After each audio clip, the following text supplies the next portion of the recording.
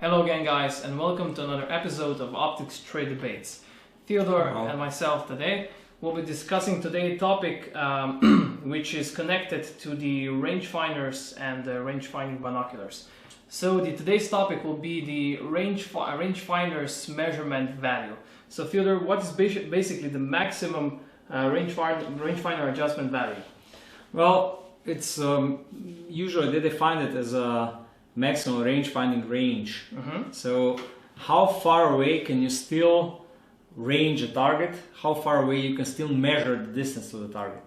And this is something what majority manufacturers specify a little bit differently. So they are not using the same standard, and they usually specify what is the maximum range of a rangefinder on a highly reflective target. That means on a, let's say on a building wall which is big and flat and which will deflect the laser beams really effectively, and they usually say, okay, on such a target we can measure, let's say 1,500 yards or meters or 2,700 meters and so on. Some of the manufacturers also specify on different types of targets what their maximum range is. Let's say, for instance, this vortex, you even find on the box, and they say reflective range 1,500 yards, non-reflective range 750 yards. So that means if you are ranging on a roe deer, it will work to 750 yards. If you are ranging a building with a big, flat, nice wall, it will go all the way to 1,500 yards. The problem is that most of the manufacturers, they use different standards and they specify different values. It is, however, true that the higher the quality of the products, the more accurate this specified value will be. But basically, how accurate are those specifications? Are they very accurate? Are they so-so, or are they exactly I would say it really depends from the manufacturer. For someone who is, I would say, all those who are using OEM products made in China or Japan, and they're just labeling their brand on them, it's a little bit vague. All these numbers they're giving are, I would say, only partially accurate. With high quality products like we have them here on the table, with Swarovski, Leica especially, they are pioneers in this field with size and so on. The values which are given are more or less correct, because they say this is the maximum range for which we guarantee that our product will measure. So let's say Swarovski, they say we give you a minimal maximum range of 1,350 meters.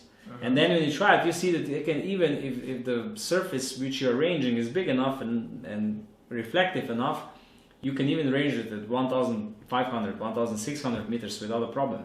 So much more than they specified in their specification. The same with Leica. If they say this will measure to 1,800 meters, you can even get readings of 2,000 meters if the surface is reflective enough. With some less affordable, with less expensive, more affordable products, you see this is a little bit more problematic. I know, especially, let's say, Nikon came out with 3,000 and 4,000 series, which they mislead people by writing on 4,000 meters or yards, and people think, okay, I will measure something of 4 kilometers, and then when you try it in nature, you see that they don't measure to 4 kilometers, even though in most cases this is not really needed. So a basic rule of thumb is that with high quality products, this maximum given ranges are usually correct.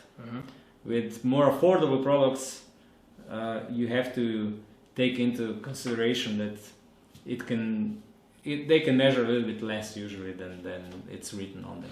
But it's quite interesting. There are quite many different types of maximum range values, which goes from 500 to 250. But lately we see that these distances, the maximum range-finding range, it went through the roof. I would say 5 years ago it was like 1,000 meters. It was like it was really good. Only the best products were able to measure to 1,000 meters.